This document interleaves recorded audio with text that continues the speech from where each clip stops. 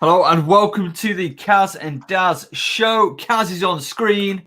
Caz has gone away for just a moment whilst I introduce you to episode 2 of the Caz and Daz show. This week we're going to be talking about the WNBL Team of the Week, as well, of course, looking back at the action and maybe having a little bit of a glance forward at what we can expect this weekend in the Women's National Basketball League of England. Remember, that is elite level basketball.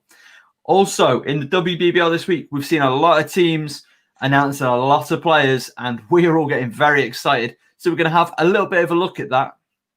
But in the future, in the very near future, we're hoping to get the big hitters. We're hoping for a Greg.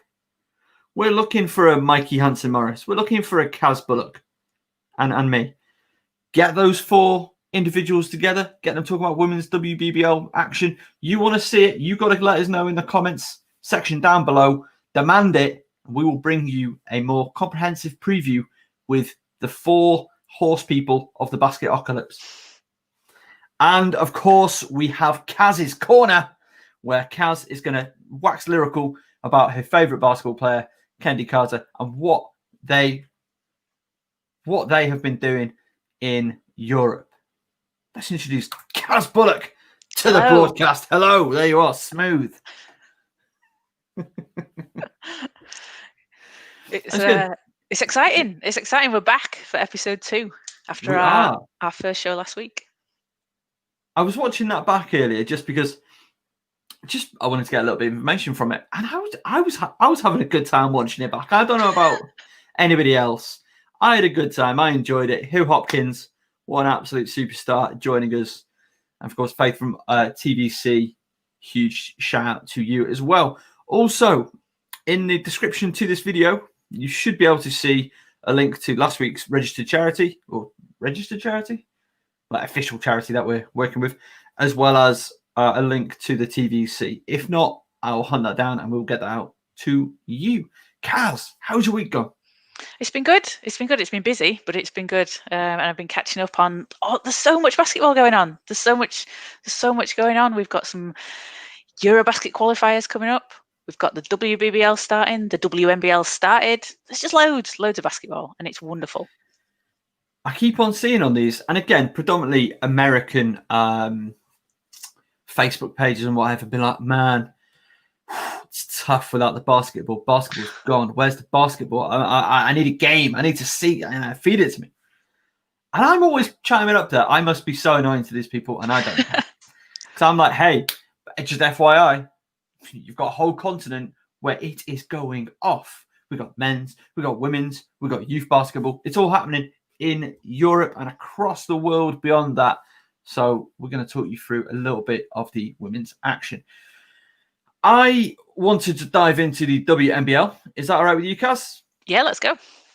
Fantastic. So this season we've got a little bit of pressure on us here at FocusHoops because the National League got in contact with us and said, hey, we need an expert. We need people with a finger on the pulse to determine the team of the week. So that is our role within the WNBL. We will each week be looking at game tape. We'll be looking at evaluating performances and deciding on our team of the week. And, I think it's a pretty big deal that we're involved in this. And I know, talking to players, they really do like being recognised in the team of the week. And of course, at the end of the season, team of the season. So let's have a look at week 1's team of the week. So we had Esther Little, her absolute PlayStation numbers for Ipswich in their enormous victory this weekend over the Barking Abbey London Lions 2. We've got Anglia Ruskin's Courtney Gray on debut, a double-double, really just solid game from start to finish from Courtney Gray, playing in a slightly unusual position for Gray. She is having to play up a little bit. She's now playing the 5, as Catherine Hulme is still out with foot injury, though very good news on that front. Can't share it, but it is it's positive. Let's just say that. Harriet Wellham also in that Ipswich win over the London Lions Barking Abbey 2. Absolute Now, if Esther's numbers were PlayStation numbers, Kaz, I don't even know how I'm going to describe Harriet's numbers. These are just insane numbers. Like, can we say what they were? Can I throw it out Go there? ahead. Go ahead. Throw them out. 37 points, 10 rebounds, 3 assists, and an index rating of 33. What? So, and Esther's numbers were 21 points. Very good. 22 rebounds, 6 assists, and an index. I think her index was 40 or 42. Absolutely 42. Through the roof. 3 blocks and 3 steals as well. I mean, Add to that. It's just too good. Just too good. Who else do we have? We've got Molly Lavin. Now, she was on the losing end playing for Cola against Anglia Ruskin this weekend, but I was so impressed with her game. All throughout the game, she's has the size to go inside, and she was driving on people, but she's also got that range from outside. So she was keeping defenders honest, talking to a couple of the Anglia Ruskin players after the game, because I had a fair I had her and one or two Anglia Ruskin players in mind for Team of the Week, speaking to a couple of the ARU players just to confirm what I'd seen, and they were all like, yeah, no, she's super impressive. So really, really good performance from her. And finally, Faye Indeen on her National League debut. Was it? Yes. I'm not too sure if this was Molly's debut, but definitely Faye Indeen's debut at this level. So that's impressive. Seriously impressive. Like, did she look at any point like she hadn't been here her whole life? No. Nope. She finished with 17 points, 5 rebounds, 4 assists, 4 steals, an efficiency of 18. So a really tremendous performance in a really tight game. There was a little bit of niggle in that game as well. That 5-point win over the Bristol Flyers.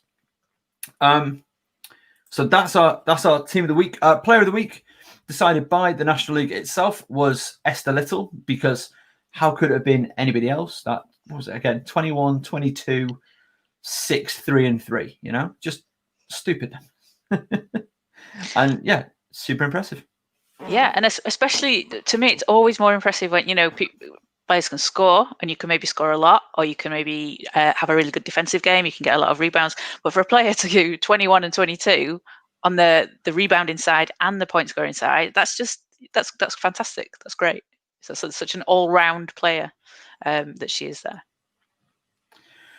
And we've seen her game develop over the last few years, Esther Little.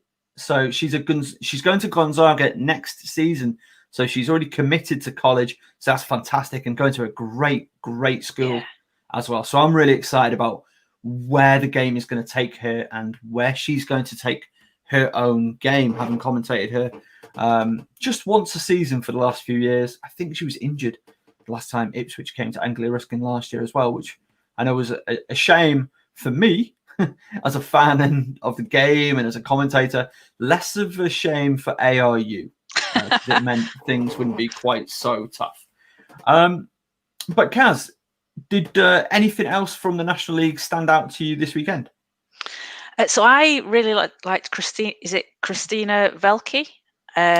For Solent Kestrels. She had a bit of a quieter scoring game, 8 points, 6 rebounds, 3 assists, but she had 6 steals, which just really stood out to me as well. The defense, the defense, that she was playing to get those 6 steals. And Solent are a great team. They had quite a tough game, as we just said there, against Bristol. But yeah, that stood out to me. And my Zilbetti for Anglia Ruskin as well. 16 points. For Bristol. Sorry, for Bristol. Yes, sorry. 16 points, 1 rebound, 3 assists, but off the bench as well. So she was, leading that second unit and scoring there. So that was good to watch. Yeah, Maisel Betty is a player that I've been super high on since my first ever National League commentary a couple of years ago was Anglia Ruskin versus Bristol. And she just shone in that game. And she was the reason that, in a very close game in the end, she was the reason Bristol won on that occasion a couple of seasons ago. Every time she plays, you know she's going to be in a battle with the opposition point guard. Really impressive player. If she plays to potential, then Bristol, if they get all the pieces back together, and Lisa Jewell and Flo Ward are playing as we know they can be a real force to be reckoned with. But currently, they've got that 0-2 record, which I was not anticipating at the start of this season. So they lost this game that Caz has just been referring to. They lost that 63-68. So it was free throws that killed them, essentially. I forget how many times they put the Kestrels on the line, but it's about 30, wasn't it? 32, and 32. Bristol had 24. And again, there was only 3 more makes there and 1 shot inside. So we're talking very fine margins, but bit of a niggly game, bit of a scrappy game at times. There was a little bit of unnastiness, a little bit of unnecessary behaviour as well. What did you make of this incident? Yeah, I saw the replay of it. The trip by one of the it was remind me which team. Oh, was it? Oh, okay. And then the opposing team pushed one of the Bristol players. It seemed unnecessary, really. I know, tempers get flared. You're passionate, you're playing and things, but I sort of think that you don't need to do that. It doesn't look good, and it doesn't really need to be done. There's other ways to deal with it. Yeah, I mean, a lot of players. I'm going to use a football analogy, and I do apologise there. But John Charles, the greatest player Wales ever produced, famously never got a yellow card in his career, and he would just try and make people look foolish with their play. And Zilbetti and her team are more than capable of making people look very foolish without resorting to that sort of thing. So I'm not here for tripping people, because at the end of the day, these are not professional players. Like, they've got day jobs to go to. Yeah, we don't need people getting injured in avoidable ways. Nobody was hurt. Nobody was injured. It was a lot of not a lot. Yeah. But too much of not a lot, if you know what I mean. Yeah. So the game I was obviously commentating on was ARU's 69-50 win over the Kohler Southwark Pride. Kohler, a super young team. I think their average age is about 16.8. Wow. I think. Yeah. So they're an academy team from the City of London academy. But they've got some players, and again, Lavin in particular, she really shone. Emily Black, Henshaw, I think it's Sophie Henshaw, then number 7. She was a bit of a problem for ARU. I do not have my squad list with me, so that's not helpful. Apologies. But they took an early lead against ARU, which, this is a very new ARU team. They've got a new head coach in Jacob Lloyd. So it was a little bit, what's going on? This is new. Because I don't think I commentated them down at the end of period 1 last year. Oh, wow. At all. I don't remember. Okay. Like, ARU started games strong and then got a little bit, like, third quarter, there was a little bit of a drop-off. But I think every game I commentated them last year, they won, So that's probably linked, isn't it? Really? If you're commentating and they win. Basically, yes. Hey, don't worry about what happened with the London Lions on Friday night. If you want a commentator, that guarantees a win. There you go. Actually, yeah, Friday was the first Lions loss I'd commentated as well. So, anyway, ARU, they turned it around. Jasmine July was this close to making team of the week. I'll just say that now. Her shooting was amazing. She went off for 22 points, I think it was, and most of those came in the second quarter. She caught 5 from 3, and it was the Jazz of old. Zorro, as I call her, because she now has to wear goggles because of the eye injury at the start of last season.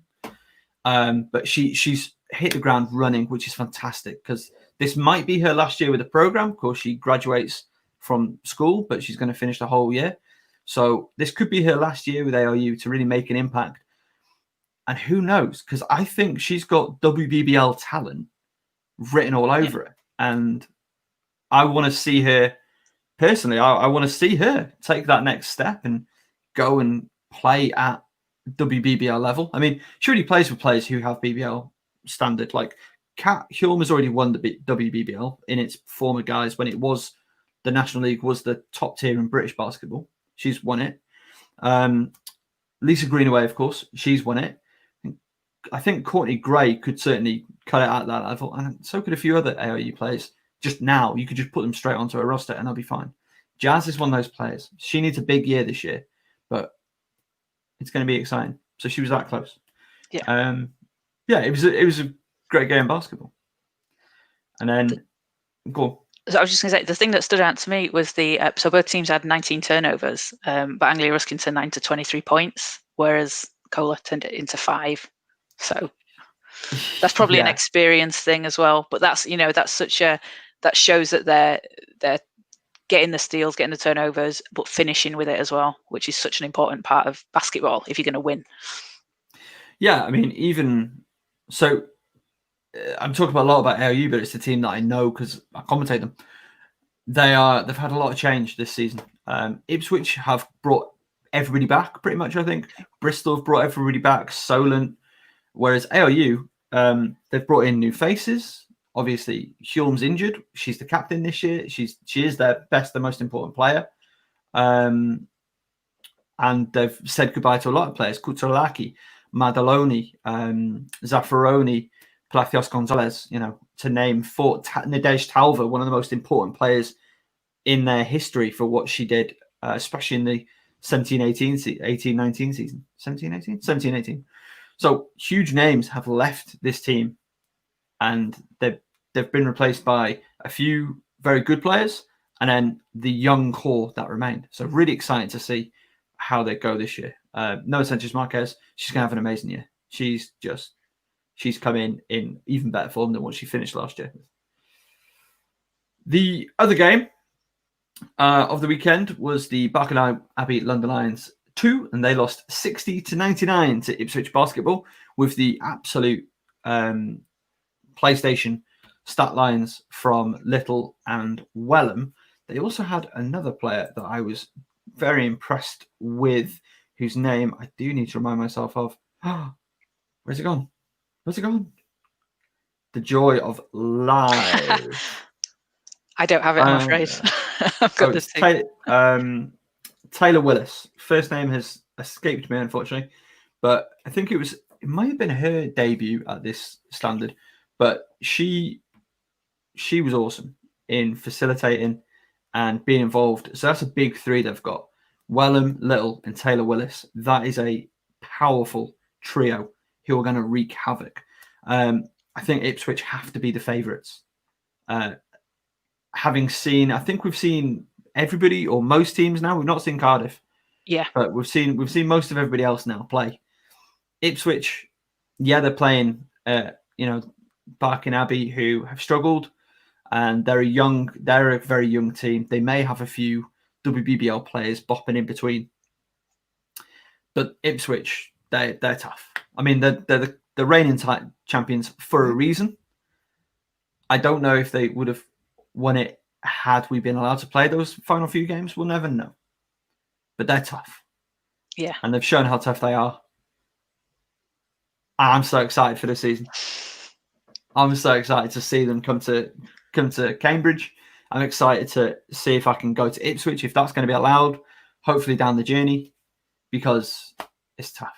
They're tough. Oh, Nottingham Trent, they've not played it either. But they visit Cambridge on my birthday. Ah. Yeah. Birthday treat. Huge. Are you kidding me? I love watching that team play. So, I don't think there's any more to really talk about from this week's WNBL action. Ipswich, very much the team to beat. Solent, they did what Solent do. They gutted out a really tough, close win against a big rival. I think we've got a lot more to see from Bristol. This Kohler team, they're going to win some games. They're going to be looking around the playoff positions for sure.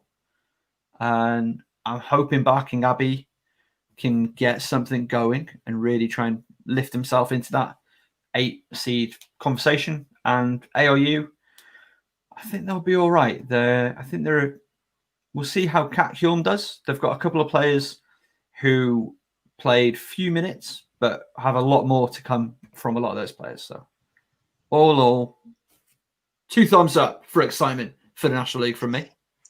2 thumbs from me as well. Yeah. A great weekend. A fantastic weekend. Yeah. Shall we jump into, and I don't really have a graphic for this, but shall we just jump into a bit of WBBL chat? Yeah. What have I'm just going to say your Manchester Met Mystics, sorry. And do you know what? This is what I realised. This is why you think I'm a Mystics fan in the WNBA. I thought that's got to be it. That's the connection. It probably is. That and the fact that you're a fan of every WNBA team. So Manchester have announced, I believe they've announced everyone now. They've got their full squad out there, and it is stacked. It's stacked. This is going to be a really exciting team to watch. So they've got 4 players who played together in the 2018 Commonwealth Games where they won that silver medal. We've got Hannah Shaw back in Manchester. And they've picked up a couple of new players. There's a girl from, a woman from the US, Sophia Song, who's a guard, and she's played at University of California, Davis, and I am really looking forward to seeing her. She is going to be really exciting to watch. Can I give you a little bit of a?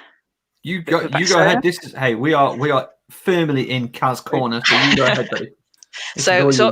I'll come back to some of the other Mystics players, but Sophia Song, so like I say, UC Davis in California, she's coming over to study as well. She's been to they've won 4 straight conference titles at UC Davis, and she's the type of player that can kind of do whatever you need for the team. So in her high school, she was generally known for driving to the basket, scoring layups, a bit of I want to say like a Kennedy Carter kind of driving player. And she averaged 24 points a game in high school. So coming into college, she had a bit of a slightly different role. She was shooting a lot more from 3, not driving as much because that wasn't really the role that they wanted from her. They kind of wanted her to come in, work on a defense, which she's worked on throughout the 4 years there. And she's provided a really strong, some really strong defense off the bench, and being a leader for the team, kind of when they needed to come off the bench, she'll come off the bench. When they needed to start, she'll start. And she's kind of reading a few interviews with her and kind of listening to what she's said about like basketball and things. She's very much a player that, will take that role. If she's asked to come off the bench, she'll happily do it because it will help the team win. And not every player is like that. Some players feel like, they play better if they start, or they aren't maybe willing to sacrifice their role. But she's a player who is, and she wants to do the best for the team. Now, there's a game where she's played, I believe it was against Sacramento, when she hit a 3-pointer at the end of the game, which was her only shot the entire game. She hit that 3-pointer and it took them into their NCAA tournament, into March Madness. And I am trying to find a video clip of it because I've read about it in so many places and it sounds amazing. So I'm trying to find that. And if I can find it, we'll put it out there to share with people. Anybody out there watching, anybody who knows anybody who's out there watching, who's got access to Synergy for the women's game, you know what to do. Find us that clip. That needs to happen. We need to get this person known as a sharpshooter in our leagues. I think we know people. We can work on that, Caz. Yeah. Okay. Great. Because it's exciting. And watching some of her clips of just her shooting, like a 3-point shooting, she's a great spot up 3-point shooter, quick off the dribble bounce if she needs to. So she averaged 5.6 points and 2.3 rebounds. But like I say, it was kind of the defense that was really strong there. And she said it's been a dream of hers to play overseas, to play in Europe. She didn't think she was going to be able to get the chance with the coronavirus situation. She's got that chance in Manchester. And she's played with some really good post players at UC Davis. So one of the best post players they've had there, Morgan Birch, who's now playing in Poland, was drafted by Dallas in the 2019 draft. 29th pick she was, and she would have been at training camp with Dallas this year, but obviously didn't happen. But Morgan Birch is a great post player, and Sophia Song is used to playing with players, that she can get the ball into, coming off screens and things. And she's saying she's looking forward to that in Manchester because they've got some great post players, and she's going to be used to come off ball screens a lot. So she's going to be great to work with Nicolette and Georgia in that point guard position. So is she going to make up for what they've lost with Sammy Roscoe going and playing in Germany, do you think? Is that the idea there, or no? I think she will, maybe in a different way. So she's 5'11", so a little bit smaller than Sammy, and I think they've probably picked her up for the shooting and the driving to the basket rather than the post play. No, sorry, what I meant in making up in terms. Oh, sorry, in the point. Yes, I think so. I think that's her idea, because her like, I don't know her percentages for 3-point shooting, but they're high. She's a very good shooter and being able to drive. So she's gonna get them a lot of points. She's gonna be she's definitely gonna be someone to watch this season. We'll get to that. Sorry, I've just had a thought in my head. I was like, oh, do we? No, we hold on just a moment. So any more from the Mets? The Manchester Met Mystics. So we've got Hannah Shaw. This is exciting. Hannah Shaw. We've got there. GB's Hannah Shaw. GB's own. Northern Soul, as we call her. Friend of Focus Hoops as well. She will be coming on at some point in the future. It's great. Might not be live because I'm pretty sure she's got a basketball in her hand right now, but we will. Well, when there's a will, there's a Hannah Shaw. She's going to be great to watch, Hannah, and it's also going to be great to watch her Dom, Georgia, and Nicolette play. Players that have known each other and played at the Commonwealth Games and at the GB team.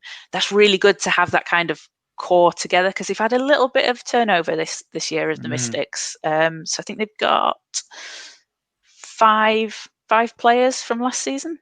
So six new players in.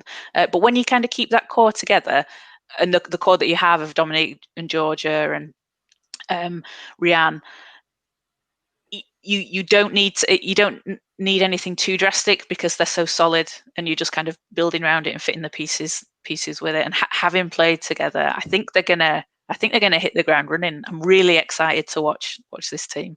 And they've got sorry, Karen. No, you go ahead. I was going to say, and they've got Maria Bratska from Estonia. Yes, that'll be her first season. So played for Worcester last year. Yeah. D2 North MVP.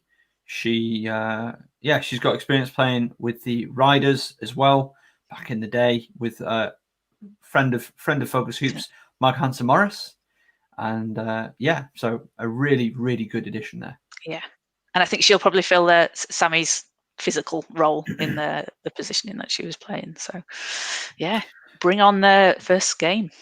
So you're obviously excited for very partisan, very Manchester-based reasons, and good on you. Good on you, I say. Like, hey, you're a fan. Good. I'm excited for that because, and I think they should, like, Hannah Shaw should. I want to say definitely be in the GB setup for this next bubble. Because if you've got 4 or 5 GB players on one roster playing every single week, training most, if not every day together, how beneficial is that? Yeah, we saw what happened when we came up against South Korea, a nation that we are, our team is on par with, could have beaten. China don't worry about it. China are a different animal. Spain, different animal. Gave them everything, especially China, everything they could handle. But South Korea, what did they have the benefit of? They've been together for ages. They've been in camp for a long time. This is. Are these the best British players that we've got? Maybe, maybe not. We've got Samuelson, we've got Inigwe, we've got, of course, Temi. Great players, but we've got a really solid core here. And they're all solid. They're all united anyway. But the amount of time they've got, it's exciting. It's really exciting. Do you want to tell the people the big, exciting, happy news for one of GB's legendary figures? Do you remember what it was? Oh, Joe Leadham. Yes. Joe Leadham Warner. Yes. So Joe Leadham Warner's gonna have a baby Leadham Warner sometime next year. So I imagine that probably rules her out of the GB squad in the next couple of weeks. I mean, we assume so. This is Joe Leadham Warner we're talking about. That's true. That's true. I never say never, I guess. but yeah, huge congratulations to the Leadham Warners. Yeah. And Rachel Van der Waal and Isla Simpson have got engaged. Yes, congratulations to those two. So lots of GB celebrations. Yeah, absolutely. Now, what that might do is open up a roster spot. Yes. And there's a certain somebody who played for Oregon last year, beat Team USA, played with Satu the Unicorn Sabali, amongst other players, somebody called Sabrina Ionescu as well, I don't know, who is now back over here and therefore could potentially play in a FIBA window. What do you reckon? Holly. Holly. Are we talking Holly Winterburn? That's right. The rider herself. Yeah. What do you think? Time for a GB call up? Yeah, do it. Yeah, that'd be exciting to see. You know, we saw her the way she was shooting in Oregon. I don't think she was playing too many minutes, but when she was out there, she was doing it. And look, she's played. That's an incredibly high level of basketball. Yeah. And then she's coming here and again playing at a very high level of basketball. I think that'd be great to see. It'd be great to see like some new and younger players coming up into the squad to get that call up. And an important thing to consider with Holly Winterburn, and I don't think we're going to claim to know her well at all. I think I've had one conversation with her, for example, but everything that you read, everything that you see, the people that I know that do know Holly, I've never heard a single issue. Like, really good character, hard worker, loves the sport, and just wants to be really the best she can be. That sounds like a good character to have in this already very together, very bonded, very driven GB setup. So I think very exciting times for GB basketball, and maybe a call up for Holly Winterburn, which I think would be good for her, and I think it would be good for the program. Definitely. And I'm sure she's had some, she's probably got some fans at Oregon that are like, I wonder what she's going to do next. So maybe it brings in some new eyes onto it. And again, we've seen what she did at WBBL level as a teenager, absolutely ridiculous performances. So I think if you're good enough, you're good enough. And you should be in the picture. And again, the FIBA windows are no longer an issue for her. So you know what to do, Chema. I mean, do we know when the list's out? I've not heard anything, actually. I don't know when the list's out. So one for us to delve into. Hopefully we'll know more by next week. Otherwise, Focus Hoops, Twitter, Facebook, Instagram. Do you think Holly Winterburn should get a call up for the GB squad? Do you think it's time? Would you like to see it happen? Let us know in the comments. Just smash that comment button. Pop in what you think. We'll have a little chat about it on the show. And anything else we've spoken about, or anything else that matters to you about women's basketball, let us know. Put a comment in. If you want to drive this ship of conversation, go ahead. Let us know. What topics would you want us discussing? Answer questions, whatever you need. Let us know in the comments. So we've spoken about the Manchester Met Mystics. Somehow that's led into a conversation about Team GB. I'm pretty sure you led us there, Caz. Now, I think so. Oakland's announced a number of players. They announced their entire roster yesterday, which I liked. They were drop it. But it was like, we're taking over. What day was it? Wednesday, the 27th. Oh, it's Tuesday. It's like, we're taking over Tuesday. It's Oakland Wolves Tuesday. We're going to tell you all of our new players. Plus, we're going to drop our new kit, which I like. There are some elements that I don't love, but I like for the most part. So from 11 until 7 p.m., it was like player on the hour. Now, it looks like they've brought back a lot of players from last season, which is good because they had a good roster last season. Yeah.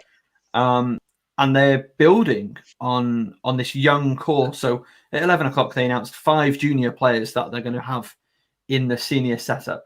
So that's obviously really exciting because that's what Oakland's is sort of built on.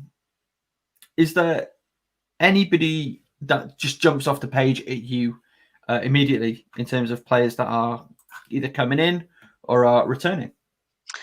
There's a player from Estonia, Grita Uprus. I don't know if I've said that correctly. If anyone wants to correct me, they can. And she has represented Estonia in the FIBA Euro Championships. It's under 16s, under 18s, under 20s. She's played in a league over there, averaging 26 points a game, 6.6 rebounds, 3.2 assists. And I'm excited to see what she's going to do. Yeah. So I'm looking at that. So that's someone that stands out to me. And Marissa Quick that was playing with Cardiff last year.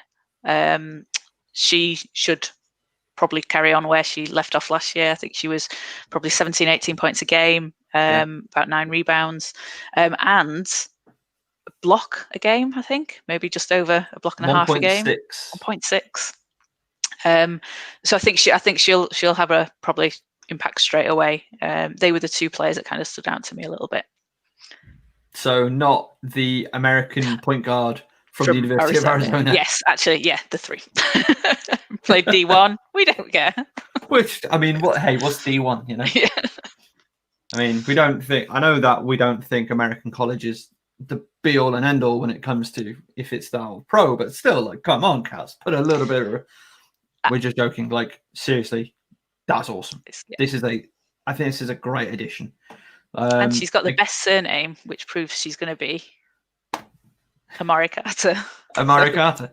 There you go. Again, looking at her numbers, what was it? 5.6 points per game, 2.3 rebounds, 1.6 assists in 25 minutes of play. Solid numbers. They're going to translate really well into the WBBL. So really excited to see that. And before that, so in high school, maybe not in high school. No, sorry, 4 years previous to that in college. So she was a transfer for her last season. She averaged 10.6, 3.4 assists and 3.3 rebounds. So again, really good numbers. So she's taken gone from Penn State to Arizona, and now she's over here. Oof. I think that's a really exciting addition. Definitely. What do you make of their unis? I'm trying to remember them. I think I've seen so many different unis this week. I'm getting them mixed up. Was it the black with the silver? With blue. Do you know what? We're gonna low fire this, people. We're gonna low tech it. We're just gonna. Oh yes, these ones. Yes, no, I like these ones. That's what I was actually thinking in my head. So let me just pop into Darren's a massive shirt geek chat. This white jersey, I assume, is their home jersey. Happy with that? Very nice. Yes, the black I like jersey, that. The away jersey. I want to see Wolves written on there. I want to see Oakland's or I want to see Wolves. I'm a bit of a traditionalist. I want the name, but otherwise, I love the colorway. The logo's dead cool. I'm a big fan. 2 thumbs up. Hang on a second. Yeah. No, I agree. I want the name as well. You need who are you without the name? It's like, oh, you're the Wolfheads. I don't know, but I like it. Who else announced players? So Riders, they got their announcements out dead early. They brought everybody back, I think, pretty much. I think so. Most players back. They've added Hannah Robb as well, which I think is really exciting. So interesting to see how they go. I need to see it on the floor, but they've still got Jesper in charge, so they're going to be super solid.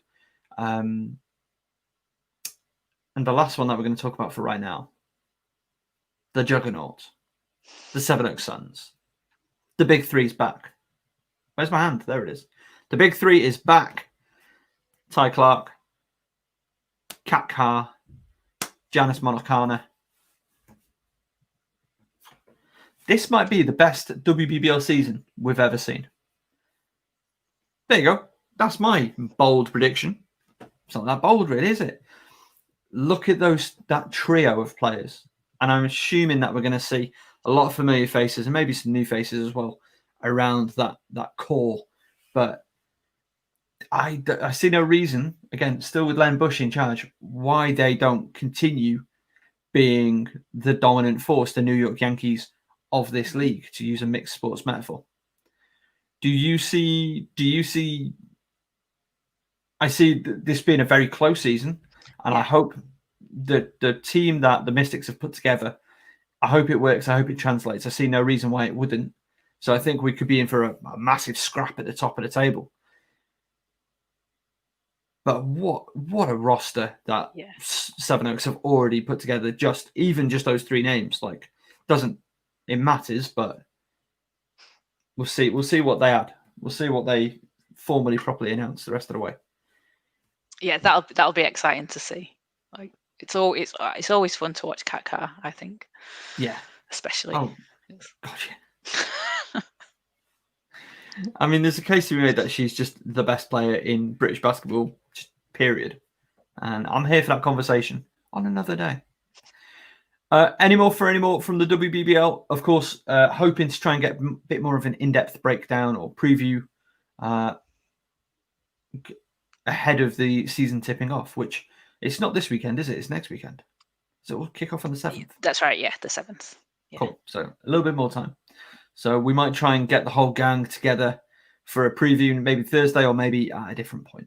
But yeah, any more, Kaz? Just Cardiff re-signed Robin Lewis. So Cardiff did we not mention that last week? Maybe. I can't remember. It was announced. It was put as news on the website this week. So awesome. So Robin Lewis is back.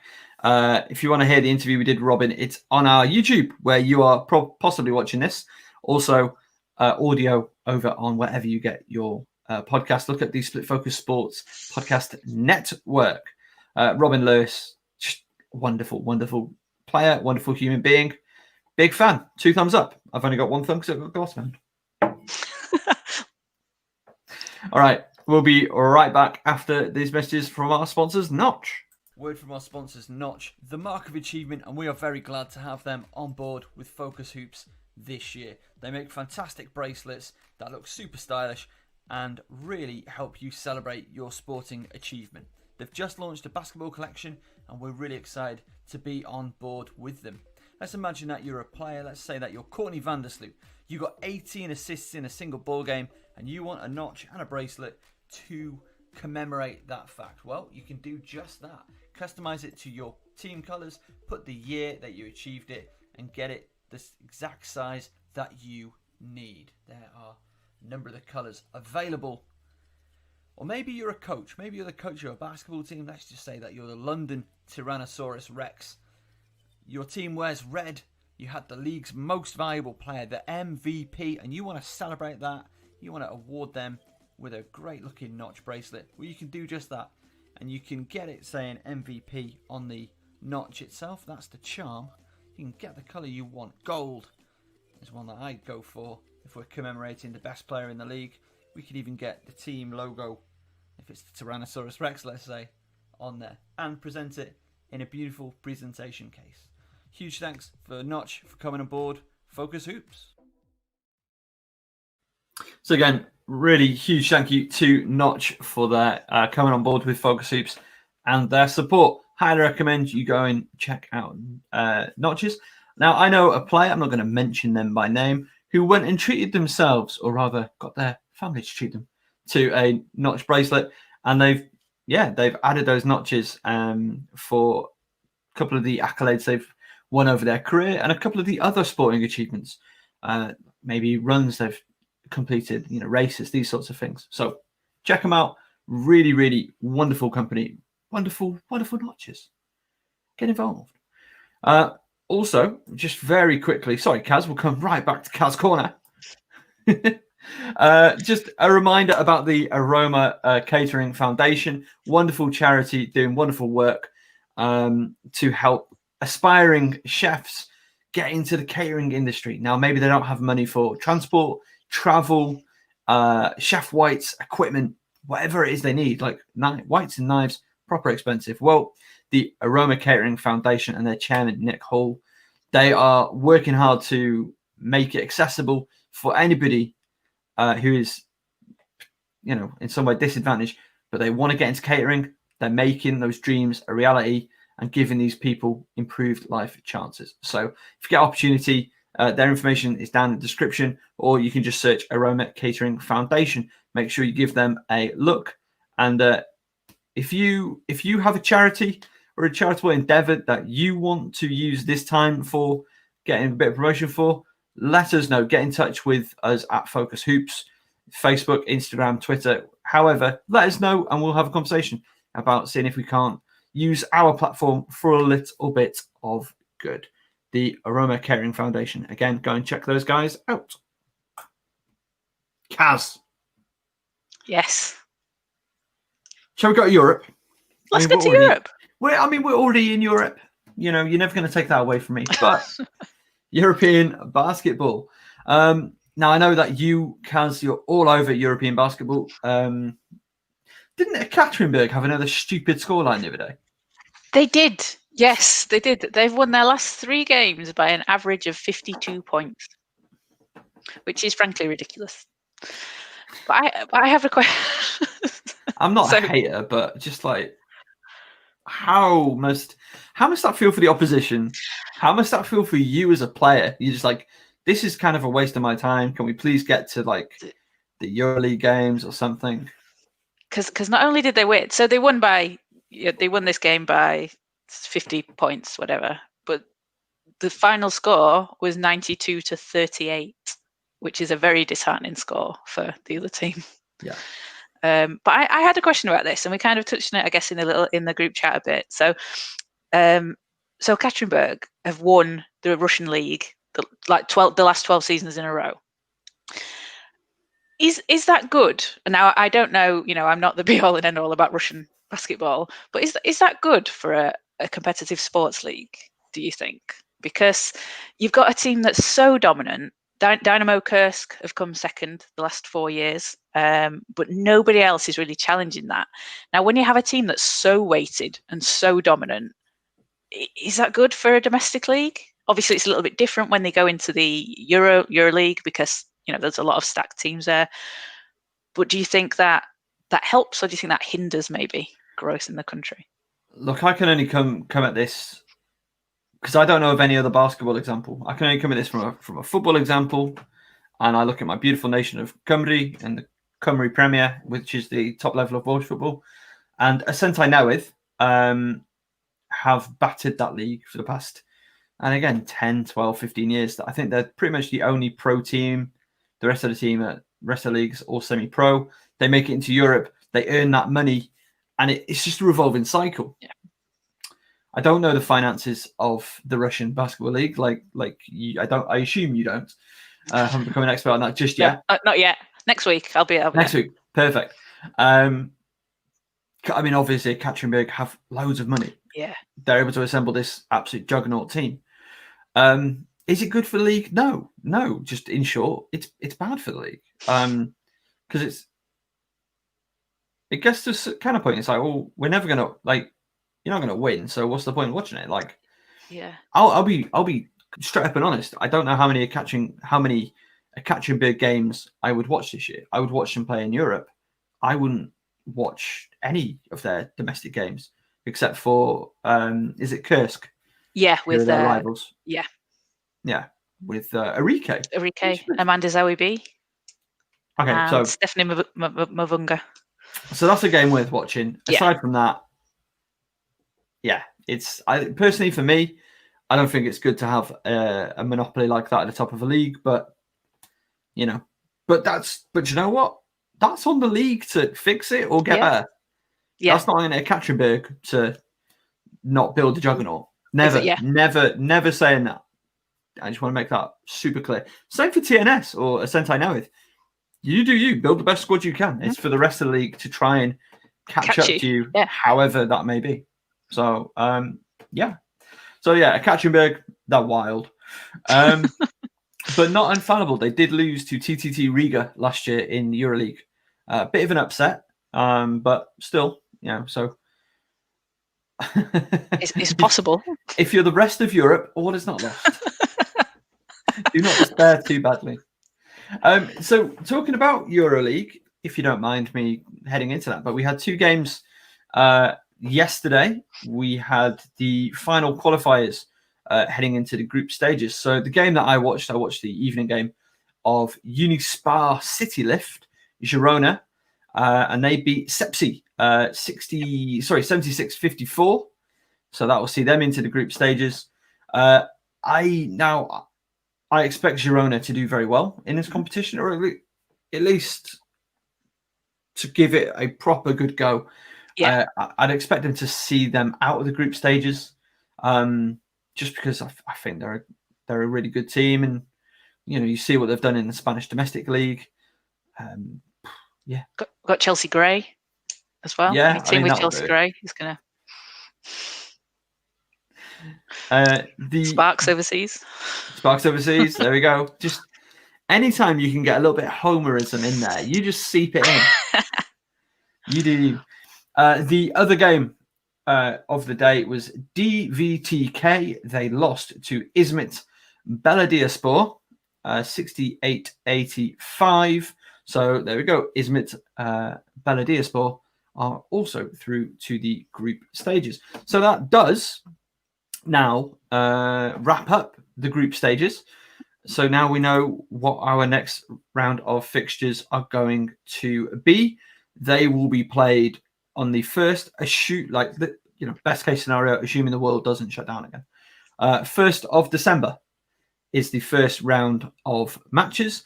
A couple of the fixtures that we've got Fenerbahce versus Praha, UMMC versus Familia Skio, who set a finger on fire. Steph Dolson. Steph Dolson no longer plays for. Avenida, home of the Samuelson sisters, against Izmit Belediyespor. Galatasaray versus Basket Blandez. Lyon versus Arca Gdynia, who have somebody that we know. They've got a few WNBA players, and I can't remember who. Borges versus Sopron Basket. Dinamo Kursk versus Nadzva Orenburg, and TTT Riga versus Spa City Lift Girona.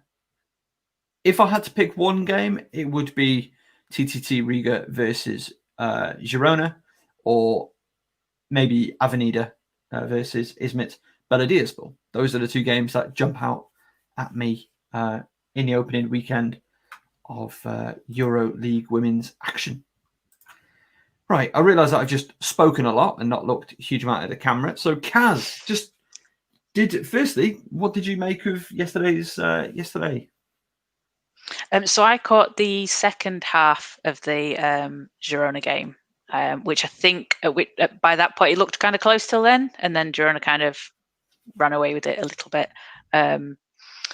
It was, what was the final score? Sorry, 72. It was over a 10, 15 point. Yeah, 76-54. So what's that, 22 points? Yeah. So, yeah, they looked, I think I probably didn't see the most competitive half, but they looked very good. They looked like a very good team together. I did want to catch the Izmit one, but I didn't get a chance to. Well, luckily for you, YouTube, yes. All the games go on the FIBA YouTube channel. Well worth a look if you are able to get a chance. And all the EuroLeague games will be on the FIBA YouTube channel as well. So that's when they kick off in December.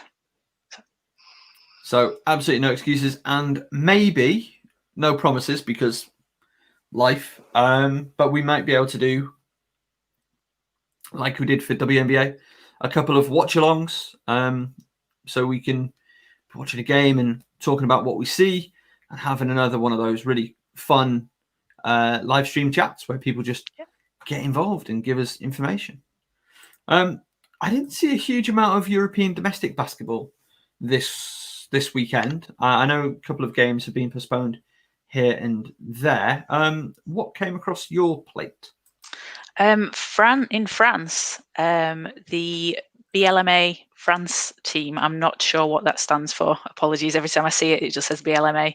But this is Julie Ollemond and Maisha Hines-Allen playing in the French league. So Julie Ollemond had herself a game. They were playing Nantes, and They were down. I think they were down 1 with BLMA had the ball, 7 seconds left. They inbounded it. Julie Ollermond dribbles around, drives to the basket, and scores with about 0.6 seconds left on the clock. Essentially, the game winner there.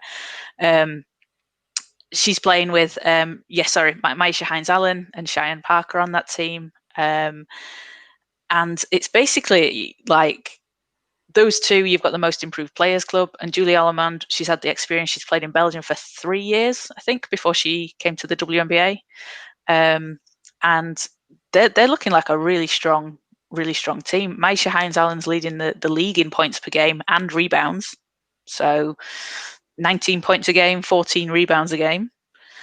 Ollermond's leading. She's 8th in assists, and Cheyenne Parker's 3rd in points and 2nd in blocks. They're a tough team to beat, and they're in the Euro League, and so they'll be a good team to watch there. But if you can catch a clip of Julie Ollermond's almost buzzer beater, it's not quite, but if she dribbled, like taken 2 more dribbles, maybe it would have been. But it's a great game winner, and they were all celebrating afterwards. So what would you call that? We call that a dagger, I suppose. Yeah, dagger. Yeah. Okay. Any update from Turkey? Yes, there's been a bit of goings on in Turkey. So yes, there has been. Yeah. Sorry. Oh. No. All you. So my reason purely for jumping on the Turkish league was so I could watch Kennedy Carter, because I love watching Kennedy Carter play. Makes me happy. Sadly, Kennedy Carter's now left Turkey, and she's gone back home to the States for family reasons. She's left the club by mutual consent. She was playing for Buravim Iazig. Left by mutual consent, gone back home to stay with family, and then to possibly, there's I think her agent said possibly to join a team early next year, later in the year, which is a shame for people that want to watch her. But obviously, she's come out of college, gone basically straight into the Wubble almost, played in the Wubble, then she's gone overseas without her family. I know whilst Atlanta were playing during the season, I think there was a loss in the family, and she was sort of speaking, saying she didn't really get to kind of grieve with that and be with her family around that. So it's understandable that, she's maybe gone overseas and wants to be able to be back home with her family and things. So, she's got a long career ahead of her, and there's going to be a lot more Kennedy Carter to watch. So I hope the best for her, and if she does come back and play, that would be great. But in her absence, there's been some players filling in. So mentioned last week, Ruta Hebert and a ridiculous 24 points, 23 rebound game. So she didn't do that again this week, but she's one of the players that's been consistently good this season in Turkey, along with Satu Sabali. Satu's playing for Fenerbahce. She sat out this weekend, I think, for a bit of a load management rest thing. I was wondering, sorry, because she'd been so impactful to them the weekend previous, but you look at that Fenerbahce team and it is just loaded, isn't it? It is, yeah. And they're 6-0, and they could afford to give her some rest. Yeah. So while she was sitting out, Kayla McBride had landed in Turkey, and it was her first game. So she had 26 points on 70% shooting, as you do. Casual, as you do. Walking in. That's a luxury. Oh, Satu, you just take today off, mate. We've got Kayla McBride. You may have heard of her. She's quite good. She's going to get a 4 of 8 from 3. Just off a finals run. Vegas could have done with that shit. I'm just saying. Yeah, that's what they need. They actually did. Yeah. And someone I just wanted to highlight, so maybe not a name that's as well known, but is a former WNBA player. So Shavonte Zealous, she plays for Kankea. That's terrible. Yes. I'm sorry. Yeah, I was trying to practice it. Didn't work. So she's been given the Turkish Player of the Week for week 6, which we're just out of, and that's the 3rd time that she's got that award. So she's had 2 33-point games. This week she had 23 points, 15 rebounds. But she's a player that was drafted by Detroit Shock, obviously, in the WNBA in 2011. She was the most improved player in 2013. The year she was drafted, she made the WNBA All-Rookie team, and at that point, she was the youngest player to have done. The lowest drafted player to have done that. She's been playing in Turkey for the last 4 seasons, averaging about 13, 14 points a game. And this season, she's just shot it up to 26 points. And I just think it just shows the talent that is out there and the quality of play that there are in these leagues overseas that maybe people don't know about as much. You know, she's a Croatian American, so I think she's it's beneficial, isn't it, to have a dual passport? Yeah. So I think she's the not using one of the American import slots on that team. But there's so much talent out there, and she's someone that's had a good career in the WNBA, and she's still got years left to play and to come over to Turkey and play, and to improve on what she's been doing. 13, 14 points a game, and then improve that to 26. That's pretty impressive. That's a heck of a heck of a jump. In one season. Yeah. One season. Let's hope it continues. Yeah. So she's definitely a player to look out for. I would imagine with the awards she's got and the way she's playing, leading the league, she's probably going to finish as the league MVP there, unless Ruthie Hebert wants to have another 24, 23 point rebound game. I wouldn't put it past her. Yeah, she very well may do. It's early days. To be dishing out the MVP chat, but I mean, hey, that's why we call you Cassie Spice. So you know what I mean. It is. And one last Turkish, Jackie G is in Turkey, and she's hanging out on the baseline, waiting to catch the ball and shoot a 3 and make it, as she does. Except it wasn't a 3; it was a long 2. But it will be a 3 next week. So she's playing for Kayseri, with, I want to say Ty Harris. I think it's Ty Harris. I think you might be right. We're going to assume that you're right. You're the. Right. Hey, listen, right? I don't want to say this to you, lad, but you are the leading English language expert on the Turkish Professional Women's League. This sounds right. And if not, Ty Harris can get a trade to. Sort of have Ty Harris. It's all right. So a lot going on. And it's there's some good games. There's some good games to watch. Just very quickly to everybody out there watching, if you're watching on YouTube, and if you're not watching this on YouTube, please do us a favor. If you just smash that subscribe button and maybe even hit that bell icon so that every time we put out a video, you are notified, or every time we go live, you are notified. It really helps out the channel and ensures that you never miss the Caz and Daz show on a Thursday. And if it ends up on a different day, then you will be fully in the loop. Also, Manchester Basketball Club. I don't know if you're going to be involved in that. Maybe you're going to change your allegiance, Caz. I don't know. Who knows with you? You're a maverick. I can always deal with more teams. Throw your teams at me. We had an interview with their director of basketball today. That's just gone up on the YouTube. Maybe you've heard of him. His name is Bogeni Greg Mpofu. Former, pained, Mercury fan himself. So, and a regular on our WNBA show. So make sure you check that video out. Caz, how are you watching all this Turkish basketball? And please tell me it's like a legal feed. It's all legal. It's on YouTube.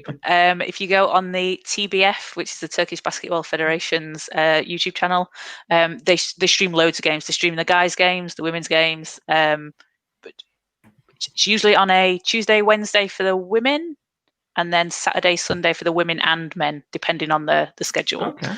And they're usually on, so let's say 1-2 hour time, which is early if you're in the US, so sort of 8-9 in the morning if you're in the US. But you can catch them on the replay back. Of course you can. Perfect. Just like you can catch us. Hey, did you just tune in right now? Don't you worry. You can watch the whole thing back later. If you want to watch I tell you what we're going to do. We'll put together a little list of links of where you can watch all this basketball, because the women's Spanish league, and that's a great league that you want to be watching. That's all on a website called canalfeb.com. And all the games are there. And I think they've got games going back a couple of seasons as well, if you want to catch up on the pre-Melly Greta days, PMG, as I call it. French basketball. I mean, I know that you've been watching some. I believe a lot of that's ending up on YouTube now, so worth a look. and of course the FIBA Euro, the FIBA website on the YouTube. Oh, try that again. The FIBA YouTube channel. And of course, Anglia Ruskin University home games. You want to see those? Focus Hoops Facebook Live is the place to be. We're going to see if we can't get that onto YouTube at some point down the journey, but this is where we are. Caz, any more from you from Europe at all? Just a couple of GB players. Go ahead. Yeah, or players please. that have played in England. So Christina Niguez, she's playing in Turkey, averaging 11 points, 9 rebounds, playing for Mersin. And in the German Bundesliga, so we've got Sammy Roscoe, who last week, 26 points, 9 rebounds. This week, 24 points, 9 of 14 shooting. That's 50 points in 2 games. I don't want to say WNBA numbers, but I'm just saying. It's impressive. It's impressive. So she's playing for Göttingen, and the team is called the Flippo Baskets, or FB Basketball Club. They seem to have several different names, but you can watch those games live on their Facebook page. So they beat Hanover by 18 points last week. And another player also in the German Bundesliga is Isla Simpson, who's playing for Halle. Her team lost, but she had 18 points and 6 rebounds. So a good game for them. And it'll be fun when her and Sammy Roscoe play each other, because it's always fun to see. Yeah. I need to do better on the Italian league, because I haven't kept up with that, and therefore I'm not too sure what Tammy's been up to. Are you about to bail me out? I did look this up, but I didn't write it down. She's had a good game. she's been good. I think I want to say she's leading a team, but it's I haven't got more the, than I've got likely. the stats there. Yeah, it's more than likely. It's Tammy Falkbenley. She's just so good. Yeah. See, that's a conversation we should have had with Hugh as well. He was the greatest British player ever. Oh, that's good. Well, we'll save that for another time. Yeah. Hugh, if you're watching this, be thinking, and we'll see about getting that in the future. Is there anything else for us to talk about today? I think we've covered. I think we've covered most of it. Yeah, I think we've had a trip down WNBL lane. We've chatted a little bit WBBL. We've visited Caz's Corner. We've dipped into most countries on the continent. So I think that's about it. In the week ahead on Focus Hoops, we are working at getting a couple of interviews done, either to be used during the Caz and Daz show or just around the channel. So make sure that you follow our YouTube. How are you going to find out if we've got content? Subscribe and press the notifications icon. We don't spam out loads of notifications and loads of stuff. We just put videos out on a more and more regular basis. So really happy with how that's going. I'm not going to lie to you. So a few interviews that we're trying to get in the works. Of course, make sure that you follow our social media as we just get involved in the conversation, don't we? Like on Twitter this week, so teams have been announcing their jerseys. And again, I'm a bit of a jersey geek. I absolutely love basketball jerseys.